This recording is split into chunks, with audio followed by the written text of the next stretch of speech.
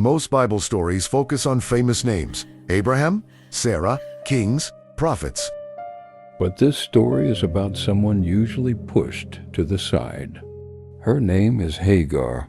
She was a woman with no power, no status, and no safety net. She was a foreigner. She was enslaved. And yet her story is one of the most emotionally powerful in the Bible.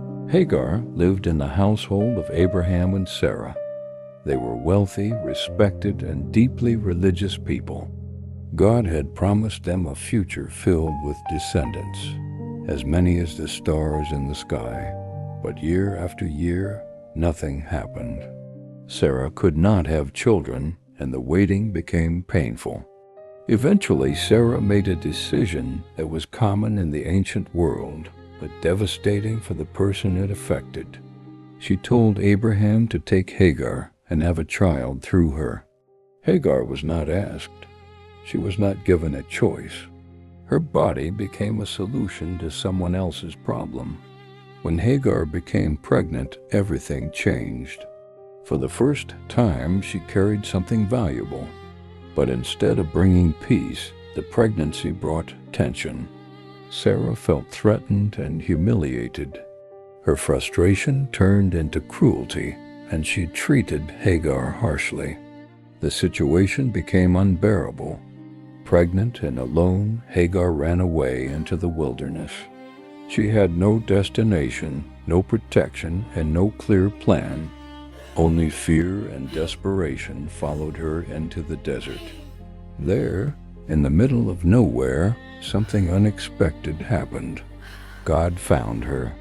An angel of the Lord spoke to her by name, not as property, not as a problem, but as a person. God told her that her suffering had been seen, that her pain mattered, and that her child would live. He promised that her son would become a great nation. Then came the hardest part. God told her to go back. Before she left, Hagar did something extraordinary. She gave God a name. She called him the God who sees me. She was the first person in the Bible to name God this way. And with that fragile hope, she returned. Hagar gave birth to a son and named him Ishmael. Years passed. Life continued. And eventually, Sarah became pregnant too. She gave birth to Isaac, the child she had waited for all her life. For a moment, it seemed like everything might finally be at peace, but old fears returned. Sarah worried about Ishmael's place, about her own son's future. Once again, Hagar and her child became a problem that needed to be removed.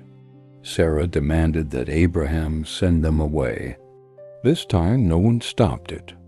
Abraham gave Hagar a small amount of food, a skin of water, and sent her into the wilderness with her son. When the water ran out, Hagar knew what was coming.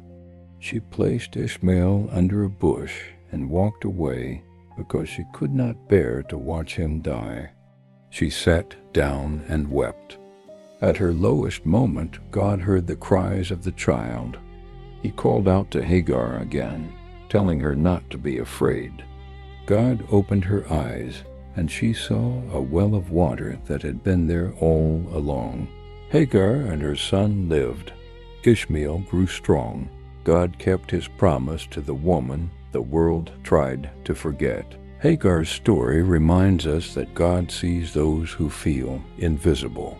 The abused, the outsider, the one pushed into the margins. She was not rescued because she was powerful or important. She was seen because she was human. And if God saw Hagar in the wilderness, he sees anyone who feels unseen today. If this story blessed you, subscribe to keep God's Word alive through stories.